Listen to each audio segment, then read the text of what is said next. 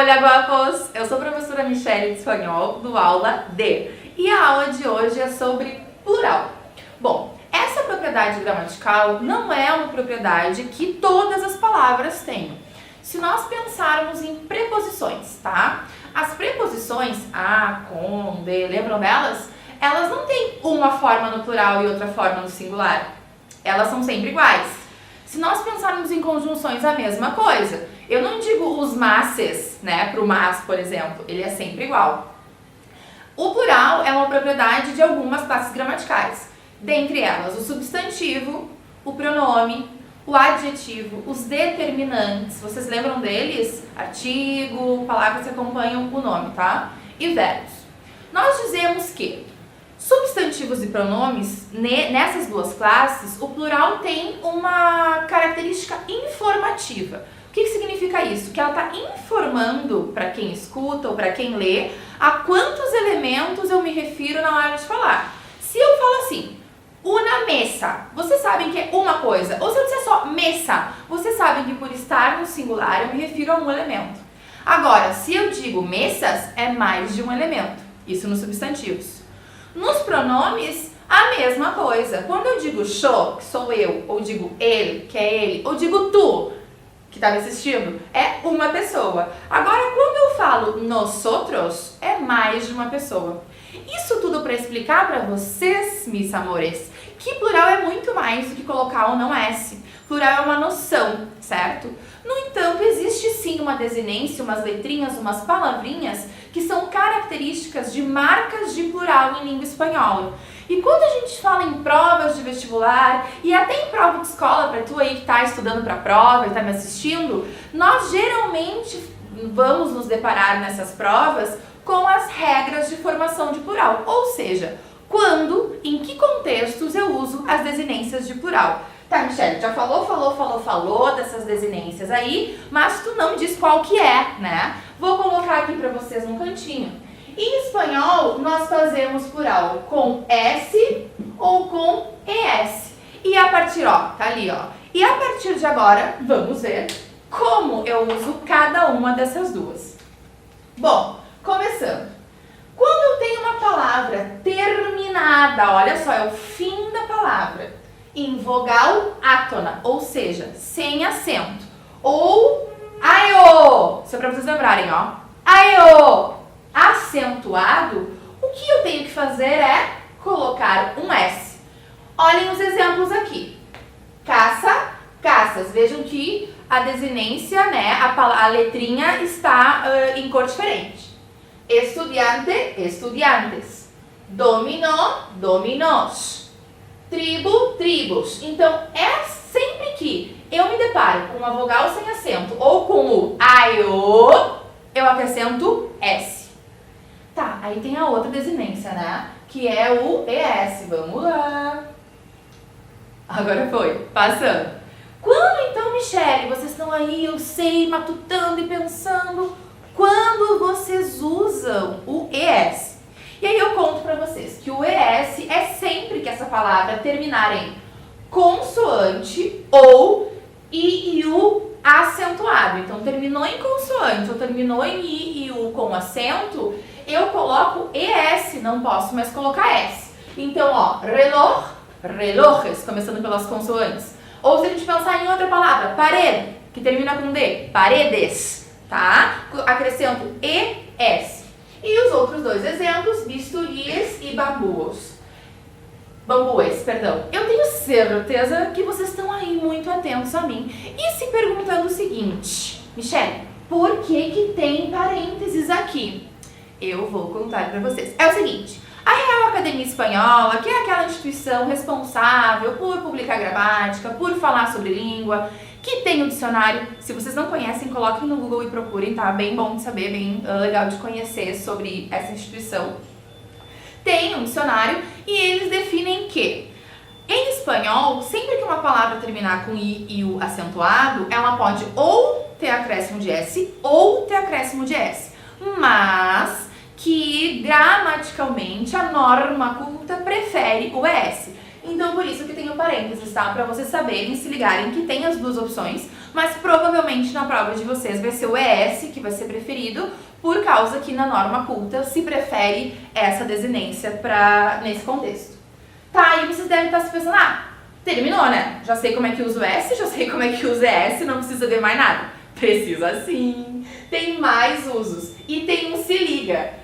Como é que vocês costumam decorar isso aqui? IUS, IUS. Aí aparece táxi na prova e vocês colocam o que? ES. Ou vocês colocam que esse plural tá errado. Gente, se liga, é só quando tá acentuado. Se não tem acento, que nem aqui, ó, ele entra na regra anterior. Vogal átona, acréscimo de S. Certo? Bom, próximo contexto então para vocês. CES. Não, eu não estou louca. Eu sim, é ES ou S. Por que tem um C ali? Porque o que acontece? Quando em espanhol eu tenho palavras que terminam em Z, eu não posso simplesmente colocar o ES no final, mesmo o Z sendo uma consoante. Eu tenho que fazer o quê? Eu tenho que pegar esse Z e trocar ele, trocar por C. Vejam aqui, interface, né? Em vez de só colocar um ES, que nem eu fiz em reloj, eu troquei interfaces.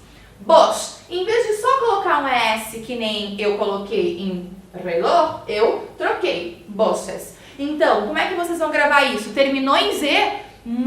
É ES, mas tem um te ligazinho, tem um macetezinho, tem uma troquinha ali, certo? Michele, já tem S, o que mais tem? Tem mais uma coisinha que a gente tem que saber sobre as palavras terminadas em consoante, que são aquelas que terminam em S ou X. O que acontece? Na maioria das vezes, elas são invariáveis, por isso que tem um xizinho ali, tá? De não varia. Como, por exemplo, crisis e lunes. O que significa isso? Lunes é segunda. Eu digo el lunes, a segunda, ou los lunes, as segundas. Viram que não mudou? El lunes, los lunes. A única coisa que mudou foi o determinante, né? Que pluralizou. A palavra é invariável, sempre igual, no plural ou no singular. Mas se vocês estão aí me ouvindo em vez de mexer no WhatsApp, vocês viram que eu falei que é na maioria das vezes. Por que na maioria das vezes? Porque tem casos que as palavras terminadas em X e S são acentuadas. Que casos são esses? Sempre que essas palavras forem oxítonas, para quem não lembra, última sílaba forte, tá? Ou monossílabas, uma sílaba só, elas variam. Se elas variam, significa que elas fazem plural. E elas seguem a regra normal. Qual é a regra normal de plural? Consoante, acréscimo de ES. Então, se elas variam, olhem só, el autobús, los autobuses, palavra oxítona, acréscimo de ES. El ônibus, los ônibus, aqui não varia. Por quê? Porque ônibus é uma palavra que termina em S, que não é nem oxítona e nem monossílaba, portanto, invariável. Mais uns exemplinhos para vocês verem aqui, ó. Tos, monossílabo, varia. Vals, monossílabo, varia. Acrescentei nos dois ES.